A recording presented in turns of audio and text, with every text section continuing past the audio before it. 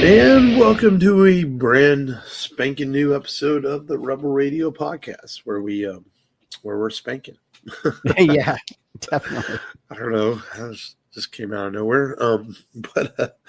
Man, I completely lost my own train of thought by trying to make a funny joke that did not work. And but yeah, man, it is episode 400,000 and something. I don't know, but 4 billion, billion and one. Man, you know, they all blend together after a while. And but it's been another week has gone by. Here we are again before the microphones, recording a new episode. And in case you missed any, go to the rebelradiopodcast.com for all your Rebel Radio needs. The Radio Podcast on YouTube and all that, and different places you can listen to the show. And we always appreciate you for listening. And man, it's been I don't know. It feels like this week has been weird in a way, because like it's hot and then every day it rains for like 20 minutes. Yeah. And it's just weird. hot. And you know, it's that kind of weather where your shirt sticks to you and your nutsack sticks to your legs, and you're just like, it's not a very pleasant week here in Texas, man, with the weather. Not. But that's not to complain, because we live here and we're used to the heat, but this has just been one of those kind of like a gross week, you know, like it's the humidity's been there. Exactly. And then, you know, you think it's going to be a sunny day and it's not. It just happens to rain, so it's like you're not sure when to wash your car or what, you know. Yeah, man. So I was thinking, you saw my Facebook post, and I was thinking, like, I was checking it my Amazon order to see if it had shipped, right? Yeah. And somebody at work, like, I don't know, I guess they were overlooking my phone, and they're like, "Oh, you don't need more action figures." They said it seriously, right? And I'm like looking at them, I'm like, "Fuck, I'm a grown man. You're gonna tell me how to spend my money, right?" And I'm just like, why? I don't know, man. We live in a time in which comic book movies and collecting it's cool, man. You know, 20 years ago, maybe it wasn't. Maybe back a little longer than that. Maybe 25 years ago, you know, you were a nerd or a geek if you collected toys or comics. Yeah. But man, it is absolute 100% mainstream culture now. And I know some people may not like that. You know, they liked it to be more underground, but I'm all for it being mainstream culture. Now, does it cause a little more competition when I go toy hunting? Sure it does. But you know, I'm all for buy what you want, man. If you want to buy, like, you know, or I don't know, a Pokemon card or a He-Man figure, that's what you want, man. And I might rub you a little bit and say, "Oh, Matt, you know, you like this or whatever." But I'm also at the same time, man, you like what you like, you collect what you collect. And yeah, we all have. It's not my business to tell a girl she doesn't need another pair of shoes. Well, maybe I don't need another Seth Rollins figure, but I'm going to buy one if I want one. You know, it's like, that's my business. And I just think that it's funny that people get in other people's business, man. Stay out of my business. I didn't ask, you know, for your opinion on whether I need more action figures or not. And I'm, you know, I'm proud of my shit, man. I don't care if someone walks in my house and, you know, and says, "Oh, you have a lot of toys." Yeah, that's what I like. You know, you're not gonna walk in my house and find flowers and paintings of, you know, farmhouses. You know, I'm like, you're gonna walk in my house and see Star Wars and Batman and WWE and Pearl Jam stuff and those little inspirational Spider-Man signs that say peace and love. Yeah, man. You know, I mean, I've displayed myself proudly, man, and I don't care, man, what anybody thinks. I you know, you do what you do in life to make yourself happy. And if buying action figures is what makes you happy, and buying your fucking action figures, and buying shoes makes you happy, or a new pair of underwear, buy it, man. It makes you happy, you know? Yeah. Hopefully they're buying underwear. Yeah. Wearing underwear. and deodorant. There were some, man, stinky people at Comic Palooza. It's like, God damn, man. Yes. You know? And I specifically brought deodorant too, just so I could make sure I wasn't one of those people. Yeah. And I brought a little like cologne. You were a prepared Mexicano. I was. And speaking of Comic Palooza, I'm going to have 2 videos of toy hunting footage that I shot at Oh, nice. Compalooza. I have the first one ready, and I'm going to release it on Saturday, so it'll already be out by the time people hear this episode of the podcast. But that YouTube channel is at Wyatt's Toy Show. So I'm going to have I do have the first video ready. I have it set for release on Saturday. So get a little glimpse of some things I hunted on day one, and then I'll have a day 2 video up probably sometime within the next week. So I finally got around to doing that. That was a lot of video to sift through and narrow it down. So it'll be some stuff to look forward to. Kind of a follow-up, kind of almost a not the same as the Rubber Radio podcast being at Compalooza, but more like a companionship of toy hunting at Compalooza would be the word there. And so that'd be cool. But yeah, man. But yeah, just collect what you want, man. Watch what you want, enjoy what you want. You only live once, enjoy life, man. I really believe that. And if buying, buying a new fucking dildo makes you happy, do it. It should make you happy, I would think, if it works the right way. I'm a big WWE guy, Matt. I have a lot of wrestling figures, and I know you have a Ronda Rousey figure on your shelf, and that's great for you. I probably personally would never buy a Ronda Rousey WWE figure. That's just me, But I respect her for what she did coming over to WWE and everything and doing her thing. But I just probably wouldn't buy a figure of her.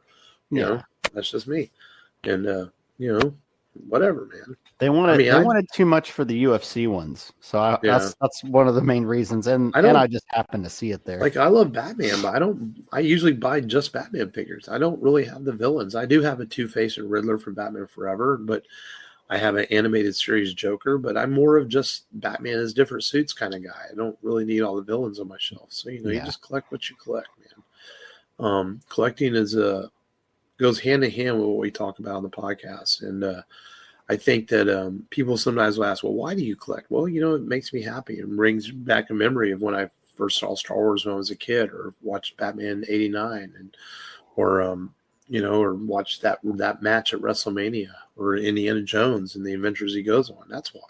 Does it matter? It's like as long as it makes you happy and brings you back to that moment. The movie we were talking about today was planned to have been marketed a little bit bigger than it was, with action figures and more tie-ins, but it got scaled back tremendously because they spent way too much money on this movie and didn't have any money left for licensing and other things. But we'll talk about that more as we get into it. But yeah, man, that's just how I feel. Don't tell someone how to live their life. It's okay to give advice. We all give advice to our friends. Hell, Matt, as long as I've known you, you know very damn well that me have a brother mentality, and I've given you older brother advice many times. And but that's okay. There's a difference in advice in telling someone what to do with their shit. Yeah. And now, unfortunately, though, you do have the wife opinion, so she might tell you, Matt, do you really need to buy the Arnold Schwarzenegger figure? And Matt's gonna be like, fuck yeah, I'm gonna buy it, but she might tell you otherwise. Oh, definitely. If she is there, yeah. But most of the time, I get away with asking for forgiveness and not permission. Like, what's this? Really? You needed this? Yeah, absolutely. Yeah, right, I did. Yeah. And hey, Dan, did you? I was watching when I got home. I didn't even know King of the Hill's coming back. I heard about that. They put out a trailer today. I watched the trailer. It looked pretty funny. Yeah, they're making everybody older. It's funny because, I guess in the trailer he has to deal with new society, multi-gender bathrooms and things like that. That sounds pretty fucking funny. And if there's one guy who can pull that off humorously and not step on people's toes, or maybe he will step on people's toes. I really hope he does. That's Mike Judge, in his style of humor. I honestly kind of hope he pisses people off, if I'm being honest. Whenever he did woke people, man, piss people off. Whenever he did friggin' Beavis and Butthead Do the Universe, that was awesome. Whenever they walked in there and they were having a class on privilege, and they're like, you can do anything you want. And they're like, whoa, really? And they just start taking shit from the cafeteria, and they're like, it's okay, we're privileged. They get freaking tackled by the police. Yeah. No, I think it's awesome, man. I saw it today. I was like, that's pretty cool. That's making a comeback.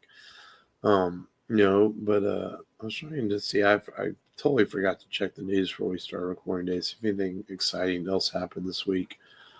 The only thing I've really seen, and it's not official, but people are like speculating because the director, Amy Pascal of Spider-Man: Brand New Day, aka Spider-Man 4, said that she would like Ann Taylor-Joy as the Black Cat.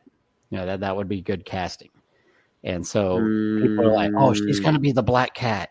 Oh, Ann Taylor-Joy is going to be the Black Cat." I like Anna Taylor-Joy, but I feel like she's too small. Yeah. Felicia Hardy is more, I don't want to sound like a pervert, but filled out.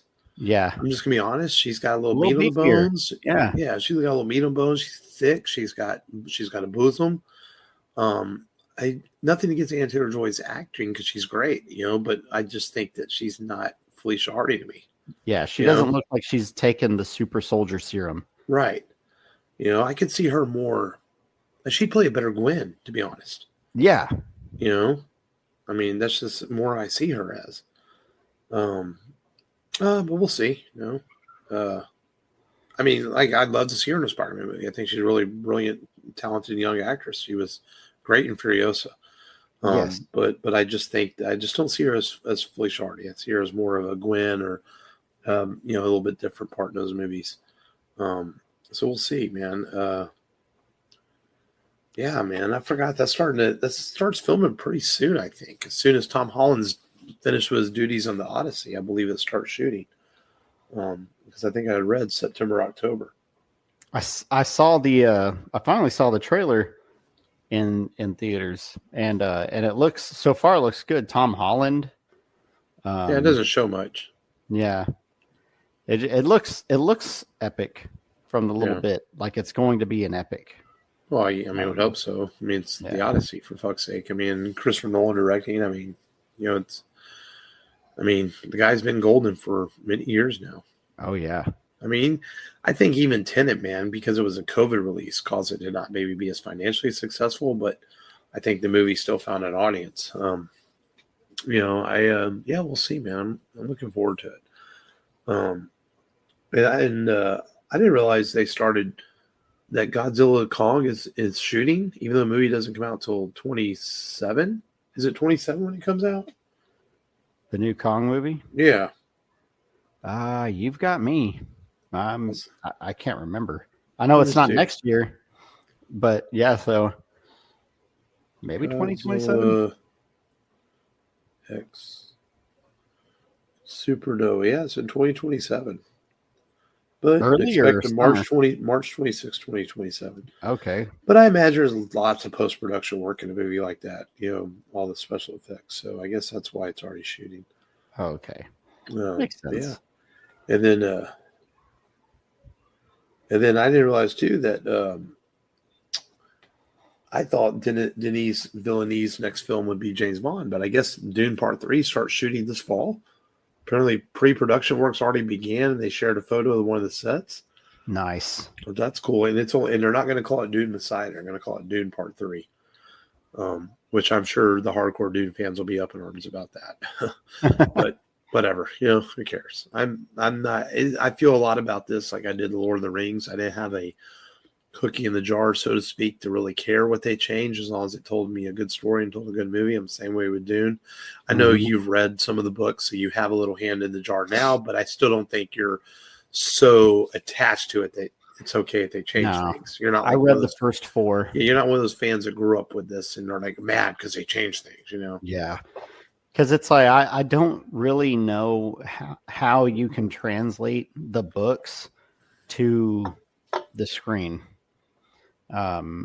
And like once you get further in the first book and the second book, fine. The third book is a little weird. And the second book or the fifth book, I didn't even try to read, but I know that's, I think that's whenever the Sun started taking over. Right. I think like Dune. Yeah. I think the first 3, are, the third one is about the children, I want to say, right? I think so. Well, I have no idea, dude. Don't get me wrong. Yeah, because the second book is Dune Messiah, but this was part 1 and part 2 of the first book. Right. In Messiah, the second book, it's weird. The war's already over, and he's ruler of the universe basically, and they basically try to get him killed. They don't want his daughters to be born to the Empress, and there's another faction that's like trying to make it to where she can't have babies. They're like slipping stuff into her drink and stuff to where she can't get pregnant or something like that. Well, IMDb has it coming out December of 2026, and its synopsis for Dune Part 3 says it follows Muad'Dib, heir to the unimaginable power, as he brings to fruition the ancient scheme to create a super being ruler among men, not in the heavens. Yep. So, and Robert Pattinson is going to be in it. Really? Mm-hmm. I wonder if Jason Momoa comes back, if they. Yep, he's on the cast list as Duncan Idaho. Yep, because Duncan, they bring Duncan back to life, but he's like, he has most of his memories, but it's not like 100% Duncan. I forget what the process is that they bring him back in, but he's like charged with he's supposed to get close to Muad'Dib and kill him, but he doesn't do it. But yeah, it's definitely some interesting things to balance. I've only read it once, so it's like, and I read it like a couple years back, so it's like I'd really have to read it again. I'm excited for that. I mean, apparently, Denis Villeneuve is only going to do right now. He's saying he's only going to do 3, and he does hope that the Dune saga continues, but he'll pass the torch on to another director. Yeah. But he may stay on as a producer. I think I read he just may only direct 3, but that could change. But yeah, man, so exciting things coming, man. Now, if we can just get beyond the Spider-Verse, I'll be happy. Yeah. Now, when the hell are we getting that? Yeah, it's like, but other than that, man, I am.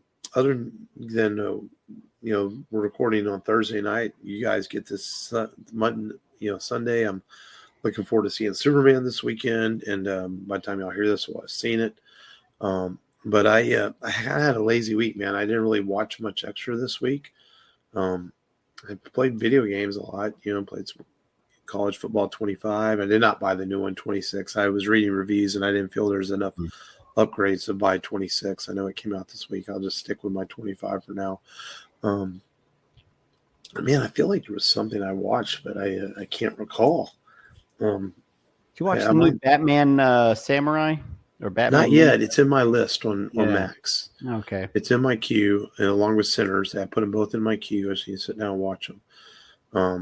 I almost started watching Sinners the other night, and then I just I was doing the eyes closing thing. I'm like, no, why am I going to start this? I'm not going to make but I will get to it.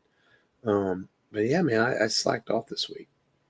But to be fair, we just recorded our last episode Saturday night because it was July 4th weekend, and it's only been 3 or 4 days. So I haven't. I watch my usual Monday Night Raw and wrestling and stuff, but I just haven't watched anything extra. All good, man. I did see the Man in Blue or Big Blue, as they may call him. And we'll talk about that next week because that's the movie next week. And there'll be definitely plenty to say between all of us. And if you're planning on seeing it, let us know what you think, but try and stay spoiler free until next week. And then other than that, I we were talking about the DC animated movies. I forget which episode. It was either last week's episode or the episode before that, and I think I incorrectly named like my favorite non-Death of Superman movie. And yeah, we were doing Superman Returns. That's right. And I said Doom, and I thought Doom was the one. That was a Justice League movie. Yeah, that was the Justice League movie. I forgot that I was trying to say the one where Kara Zor-El gets kidnapped by Apocalypse. Yeah, that's Superman, Batman, Apocalypse. Superman, Batman, Apocalypse. That's my favorite Superman animated movie. That is not Death of Superman. Because you have all these Amazons, and they're like enhanced, and they fight for Apocalypse, and Wonder Woman's trying to fight them, and you bring back a former lieutenant of Apocalypse to fight with them, and it's like really cool. And then Superman gets a lot of action. He's fighting demons and stuff in it, but I wanted to watch Doom because I remember that I liked, how it depicted Batman as this great strategist. And the reason I watched is because me and my son were talking, and he said something about who would win, Batman or I think he said Batman or the Doomslayer from Doom. And I was like, well, the question is, how much prep time does he have? I said, because, the Batman can take down anybody if he has enough prep time. And I was like, there's a Justice League movie, where he does this. And then that's when I found out I incorrectly gave you that movie. So we had to watch it because they're like, yeah, the Justice League's under attack by me. It's like, those are my plans. And so he justifies it by saying, hey, if anybody got out of control, we needed a contingency plan to mobilize. Right. But yeah, it's cool. He walks away from the Justice League at the end because Batman's a badass, and he doesn't need anybody but himself. But yeah, that's the other thing I checked out. Yeah, that's about it. Yeah, I think we were also texting, and like it looks like I can't find any info about whether there's any more movies coming after they did the Watchmen and Watchmen Part 2, and then the Batman Ninja. And I hope that, I know they ran a long time. I know Long's easy answer was like, oh well, everything has to end, but I think that those have been successful enough. I hope they're not ending because of James Gunn's universe. I mean, I think they can exist separately, and there's still a lot of comic book stories that have been adapted and things can be told. So I hope we get some more of those. I'd hate to see them end. I'm not okay with that, because with this DCU that is starting this weekend, like I know we had Creature Commandos, and I watched some of those episodes, but it's hard to I don't know, it's hard to put the animated stuff to me into the continuity of the live action stuff. It's like, it's okay. There's supposed to be one, the dynamic duo animated movie focusing on Robin's origin. Yeah, I'd heard that, and then that was a rumor, and there's a rumor of another Green Lantern movie. So I don't know if any of them are ever going to happen. So yeah, will they actually happen? Right. I guess sometimes they make announcements at Comic-Con, which is in a couple of weeks. So maybe at Comic-Con they'll announce a couple of animated films. That's what they did last year. They announced Watchmen Part 1 and 2, and then the Batman Yakuza. So maybe they'll announce something this weekend, or in 2 weeks, I should say, when Comic-Con hits. Blue Beetle. Well, that's an animated series. Yeah, so we'll see. But I would hate to see the DC animated stuff in. I think that series is a lot of fun. So next week, hopefully I get some stuff watched, and we'll have a big movie that we'll talk about as a feature film next week. I had a question. Yeah. And just, yes or no, the movie's already been out for a little bit. Did Scarlett Johansson turn into a raptor? No. Okay. People are actually believing that Reddit meme that's floating around. No. The movies might be ridiculous, but they're still grounded in a sense of science fiction reality, not science weird reality. This isn't a late night sci-fi network movie from the 1990s, you know. Yeah, I know, right? That would fit in perfect. But you know, we talked a little bit about last week, but to argue Jurassic World Rebirth, Scarlett's arguably the best part in the movie. She's really good at her role, man. She's not always just a pretty face. She you could tell she's having a lot of fun with it. She had said she had wanted to be in one of those movies. You know, she auditioned for Jurassic World. She auditioned for Jurassic World Fallen Kingdom, and then she came back and she auditioned again for Dominion and never got a role in any of them. Dang. So she had been wanting to be in one. So I mean, you can tell she has fun with it. I enjoyed it. The more I think about it, you know, I think initially when I first saw it, I was kind of like, but the more I think about it, I had fun with it. It was a fun movie. You know? Good. But I usually always walk away from the Jurassic Park movies kind of enjoying them, you know? Yeah, you got I think giant it's like, monsters on screen, you know? It's like watching people that take the Transformers movies too seriously. I'm like, you're watching a movie about big robots, man. I mean, you know, I think they expect these movies to be like their childhood. It's not the same, man. They're just, you know, take them for what they are.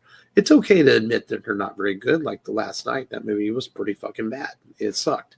Yeah. But they're still, you know, giant robots. Ninja Turtle movies are fake Ninja Turtles. I mean, the dinosaur movies are about taking DNA and splicing and bringing back dinosaurs, which is probably impossible, but yet we buy into it in a movie. Yeah. You know? And now I think if you're going to be scared of anything that is these AI movies and the fact that AI is getting a little scarier as the days go by. Yes. I was reading some stuff about what Grok version 4 can do, and I'm like, fuck, Elon, you're going to create Skynet, motherfucker. Stop this shit. It's like, and then there's those AI movies that are supposed to scare you, but you're just like, you're not really scared because you're like, that's kind of awesome. Like some Subservience with Megan Fox. The women are like, oh, it's this horrible movie where this hot Megan Fox looking robot wants to get rid of the wife and have sex with the husband all the time. Oh no, that's horrible. This she wants to get down all the time and stuff. Yeah. I see the problem here. Oh no. Yeah. Oh man. So you know. Anyways. All right. Well. Yeah, but there are no Scarlett Johansson turned into raptors in Jurassic World Rebirth. Darn. That would have been cool. All right. Well, let's get into today's featured film then. This was a first time watch for Matt. Yes. I've seen it a few times over the years. I actually own this on my Vudu account because I liked it enough to pay $5 for it a while back. And it'd been, I don't think I'd watched it since I bought it a few years back. And so I rewatched it this week. And first off, let's take people back to this time frame. What year did this come out? 83, 1983. I believe. Yeah, it's Hollywood was buying every fantasy sci-fi thing they could get. You know, Star Wars was popular. Star Trek was popular. Yeah. What science fiction fantasy films can we get on the big screen? We're going to buy it all, from The Sword and the Sorcerer to Excalibur to Dragon Slayer to this movie we're talking today called Krull. And the very much are elements of Star Wars in this, elements of Lord of the Rings, elements of your classic Sword and Sorcerer movies. Yeah. Definitely in an amalgam of a film with different genres put together into a fantasy film. And essentially it's a quest film. A princess is captured by, it takes place on the planet Krull, which has been invaded by aliens, but yet the aliens kind of don't really bother people. They're kind of like almost like pirates. Like they'll raid and they'll cause havoc every now and then, but like they're relatively living in I wouldn't say peace, but living with these aliens on their planet. But the aliens decide to cause more havoc and stop a wedding from happening and kidnap the princess, because it turns out the alien leader, the beast, wants the princess for something. I'm not really quite sure. Well, there's a prophecy where it's like a prophecy name. The princess with an ancient name will marry a prince, and they will rule the world, which is Krull. That's right. And their child will rule the galaxy. That's right. I zoned out a little bit rewatching it the other day. Yeah. So that's why he kidnaps his princess. And of course, Ken Marshall, who was very much a television actor for most of his career, and even back then, gets cast in this because they wanted an American. You can believe they wanted an American unknown, but they also, let's be honest, they didn't have the money to spend on a big actor because everybody was filming Octopussy. Yeah, they were filming, and this movie's budget was already through the roof, so they had to get the actors they have. This was a very expensive production for the time. It went way over budget. There wasn't a lot of money left to market this film, but we'll get to that in a second. Yeah. And so he is the prince. So of course he gathers up a crew, and he gets a magical weapon to go fight the beast. And lo and behold, many things happen throughout the film, and they go and they save the day. Of course, they're going to save the day in a fantasy film. But there's first off, your initial first reactions of watching this film for the first time. I do feel like the special effects aren't bad. No, they're pretty good. They're pretty good. The screen, I think the film lacks the screenplay, the script. Sorry. And that's only because, as they go through this quest, it loses focus a couple of times. Yeah. You're like, why are we here? And you feel like you missed something. Mm-hmm. And I even went back. I watched this thing 3 times this week, and I thought I missed something, and I didn't miss anything, but it's just like, there's a widow of the web that they all of a sudden have to go to. Yeah. And they don't really get any information, I feel like the information they get from the widow of the web, doesn't really move the quest forward. It's like, how did the spider get there? What's the backstory? Because they're talking like they know each other, and you're like, I was never explained why we had to go here. They're just here. And, it's, Lord of the Rings does a better job of this, obviously, which is hence why it made so much more and was more popular. But I feel like you get these scenarios where you're like, I wish I would have known like a little bit more, backstory of why we have to do this, versus like they just show up here in this scenario. The thing with the Seeker, they kind of rectify that as they go along. And then you have these aliens that work for the Dark One, the Beast, that are taking over people, shapeshifters. That part's cool. Mm-hmm. I thought the aliens are cool.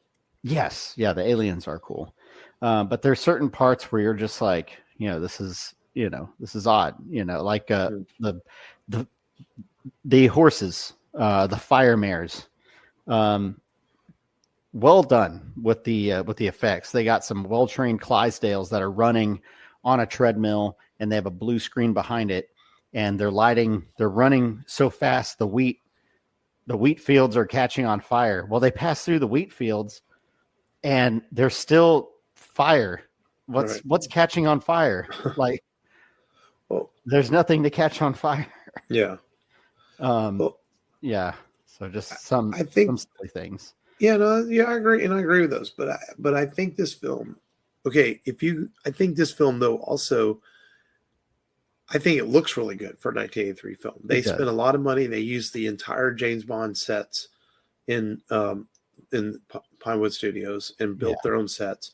The movie spent a lot of money, but it shows on screen. It's actually a really good looking movie for 1983. Good costumes, good sets.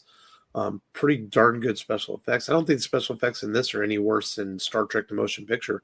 No. I think they're really good. I mean, they're not as good as Star Wars, obviously, but they're pretty good. So I give it all the credit for looking good. I mean, there's a lot of cool shit in this. Like you said, the fire mares. It's got a fucking Cyclops in this movie who is actually a friendly Cyclops. It helps them. Yeah. The shape shifting special effects are pretty cool.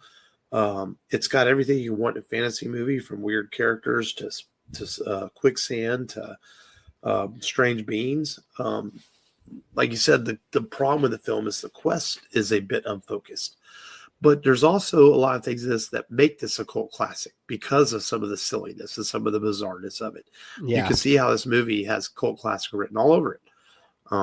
And my biggest problem with the movie is, they advertise on the posters, you have this cool looking weapon, and at the beginning, whenever he what's the name of the weapon again?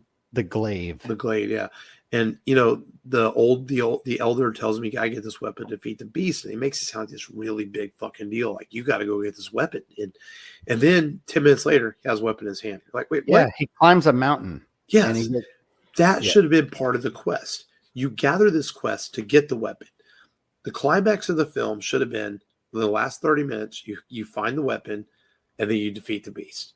Not find the weapon, then spend the rest of the movie not being allowed to use the weapon, because it's like the Matrix of leadership. You'll know when to use it, Rodimus Prime. You'll know when to win it, when to use it. What was the name? Galwin or whatever. Yeah. It's like, it's like, come on, man. It's like that could have been part of the quest, was finding the weapon. Well, in one part of the film that was cut, Colwyn uses it to kill the spider that's in the web. But and they say it didn't look right, so they ended up cutting it from the film, but special effects didn't come out right.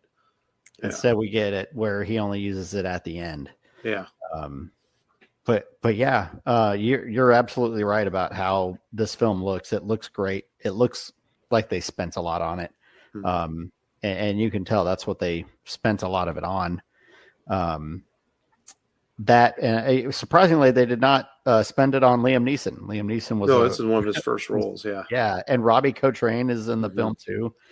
So there's a couple, actors that, went on to have bigger careers. Yeah, I think overall the cast does a fine job in the movie. The girl who played the princess, she hates this movie because she felt like she did nothing but stand there in a green screen and act like she was in distress. I'm like, well, you signed up for the film. Did you not read the script, or did your agent just tell you to sign up? They dubbed her voice too. Yeah, they dubbed her voice. Yeah, because they thought an American accent or an American voice would be better. But it's like, I feel like it takes away the innocence of her, because she's supposed to be this young princess, and she sounds like she's in her 30s. Which is not bad, but it's like, it could have brought, I think, something different, to the film. I feel like Colwyn's character's name, I forget his name, his actual actor, Ken Marshall. Yeah. He could have been a good Robin Hood. The way he's like swinging from chandeliers. He reminds me of who's the actor who played Robin Hood in the old what's that actor's name? Oh, you got me, man. I'm gonna look it up because that's who I kept thinking of when I'm watching this. In the beginning scene, he's swinging from the ceiling and parrying and sword fighting, and I'm like, man, this guy could be a good Robin Hood. Errol Flynn, who played in the 1938 Adventures of Robin Hood. Yeah, that's who he kind of reminds me of as Errol Flynn. I thought that too, because he's always kind of like, he feels like he's having a good time throughout the movie. Like even when they're in peril, he's kind of like half smiling. But I don't think that's him on purpose. I think the director might have said, "Hey, we want that hero look." Like he never looks like he's in danger. Like even when they're getting out of the quicksand, it looks like he's smiling. Like, we're gonna make this. We're gonna save the day. That's true. But that's what they wanted. They wanted a leading man that was like, handsome and adventurous, and people would buy into him being the hero, Yeah. And you do get that big kind of like star power kind of get vibe from him. Mm-hmm. And I for his first gig on the big screen, I don't think he did a bad job. No. It sucks. I think he didn't get a gig after this for like 4 years. Yeah, well, mostly because the movie wasn't successful when he went back to TV acting. And the movie, I mean, they spent so much money on the movie. They didn't have a lot of money to market it. There was a lot of stuff planned behind it. It ended up being was supposed to be a pinball machine in arcades. You remember this 1983 arcades were big, but the pinball machine got canned. The arcade game was there.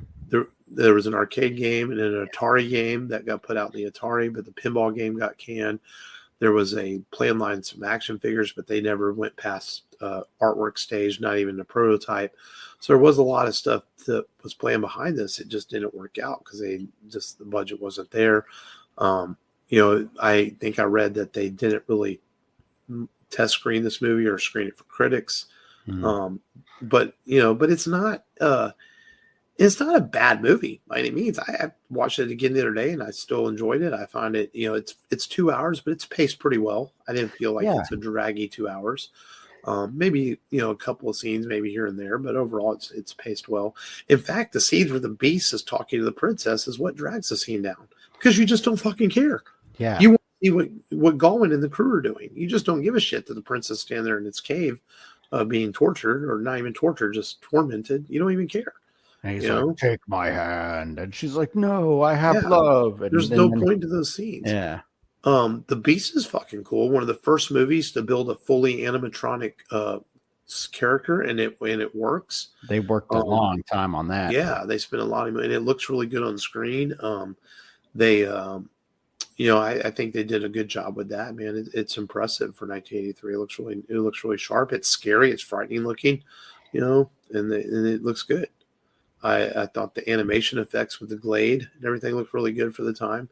And that's where this movie stands out, I think, is doing the most of what they had. Great set pieces, great costumes, great cool weapons. And then his army of slayers. Yeah. And the slayers are pretty, they look pretty terrifying. I will say for that time, they look kind of like a demonic soldier type. And they have these ranged weapons, and they're trying to come at them with these close ranged weapons. It's not a good matchup for the good guys in the movie. Yeah. But they managed to best them. The concept of the alien fortress moving all the time was kind of cool. And I think that's where it tried to differentiate itself from other sword and sorcery epics of the time, is like, instead of just being another bad guy in that kingdom or that planet, they wanted to make it aliens. But I think that's kind of a cool idea, because otherwise it just becomes another fancy movie where you have a bad regime and a good regime, and they're fighting against each other. So I think that's kind of a cool concept to differentiate. Yeah, just gets lost in with the others as a run-of-the-mill sword and sorcery antagonist. Mm-hmm. I know Siskel and Ebert, they were highly critical of this film, and one of the things they said about the floating fortress or the traveling fortress, they're like, well, how do you know where it is if it's traveling all the time? And if this guy can manifest stuff, how are they even able to beat him? He can manifest things out of anything. He can take any form. He can manifest anything into reality. And so they're like, how are these guys going to win? And they're like, I'm pretty sure they win, but how does this happen? And it's a movie. You've got a mythical weapon. Come on, that's how you win. Yeah, I mean, that's being a little bit picky, I guess, about it. But but I think overall, though, the movie has its moments. Someone that's into cult classics and fancy movies, I don't think I would not recommend this. I'm like, hey, if you've never seen Krull, you might want to check it out. Yeah, it was cool enough to include in Ready Player One. You know. Yeah. Yeah, it's had a few pop culture references over the years, if I remember right. I think the Glade is a cool weapon. In fact, I know I've seen famous weapon lists before, like most powerful movie weapons. I know I've seen this show up on lists before. Yeah. So it is a pretty cool idea. I kind of vaguely remember playing the arcade game back when I was a kid, and you have to use the weapon to do stuff and all that. I kind of remember that. You have to. It's a shooter. It almost looks like Gunsmoke. Players come down, and you've got to shoot them all. You got to dodge some boulders. They look like meatballs coming down the screen.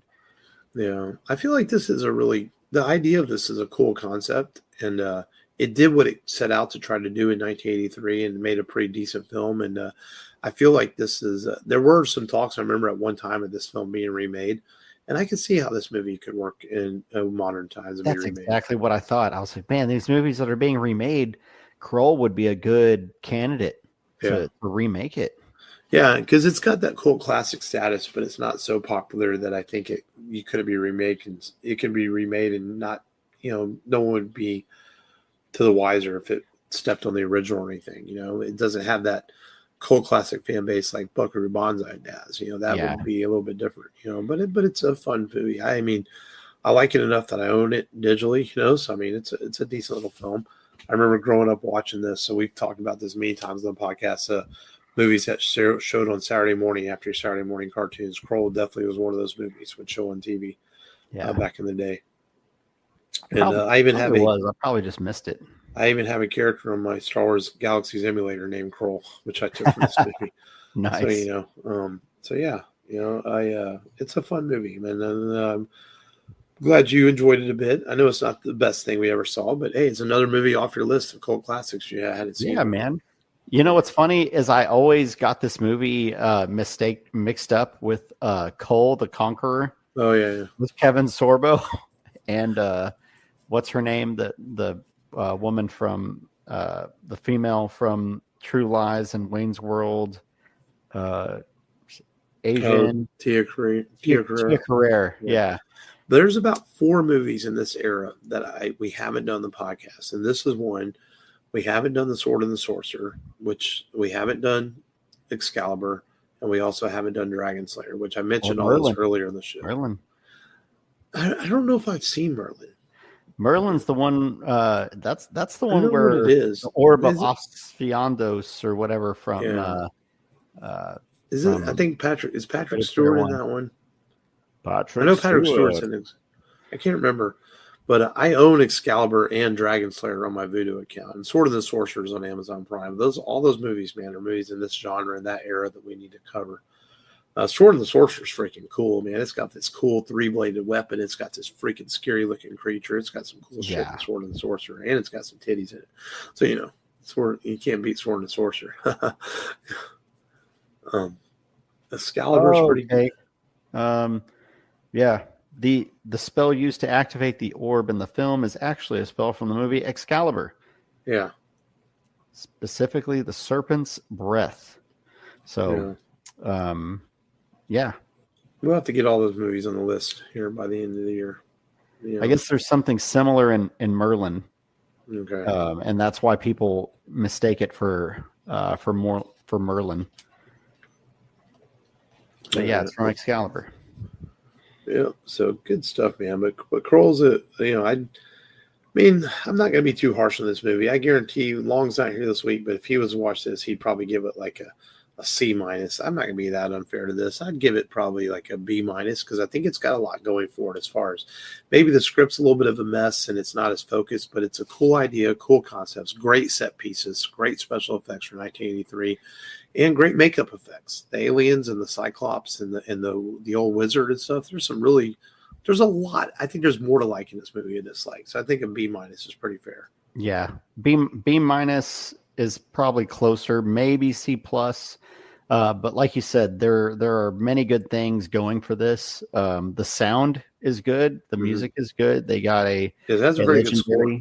Yeah, they got a legendary James Bond composer to score for this movie, along with using the sets. And then, like you said, the costume design, the sets. Some of the shots are interesting and unique, and the story was ambitious, and I feel like for the most part it was okay executed wise, and of course the competition, you have to consider the competition. It went up against Superman 3, went against Return of the Jedi. Yeah. It went against Octopussy, so it went against some really good films. So and to be fair, in 1983, you're probably not putting a movie out like this in the fall. That's why you had to put it out. When was the exact release date? Let me see. You had to put it out in the summertime because that's when people went to see science fiction movies and things like this. Yeah, it's July of 83, so smack down the middle of the summer. Yeah. And nowadays you can, put these kind of films out throughout the year. But back then it was summer movie season or bust for films like this. Exactly. And that's okay. But a fun one to talk about. We'd been, it's been mentioned a few times on the show, so we got around to covering it, and Matt watched it for the first time. So good stuff, man. All right. Well, next week we are going to break the mold as we do every now and then. When was the last time we did a theatrical release? Indiana Jones and Dial of Destiny, probably, right? Yeah, a couple years ago. Yeah. It's been a while. And we do this every now and then where we cover a theatrical release that's coming out in theaters that week. And we're going to give everybody a week to see it because it's already out in theaters. And that is the start of James Gunn's new DC universe of films. And that is Superman. And that's all I can really say to preview it. Matt has seen it. I have not seen it yet. I will see it by the time this episode comes out to you people. And we will discuss Superman next week and the start of James Gunn's new DCU. And should be a good one. I'm excited. I've stayed away from reviews. I've stayed spoiler free. I've only read a few reaction posts, and I feel very fresh going into this compared to some films nowadays. So I only have one more day to stay spoiler free until Saturday morning when I see it. So gonna be fun. So yeah, looking forward to it. And so that'll be next week on the show. But until then, the rebelradiopodcast.com for all your Rebel Radio needs, as I said earlier. We thank you as always for listening. This has been Mark. This has been Matt. Remember, as always, just go there and do it.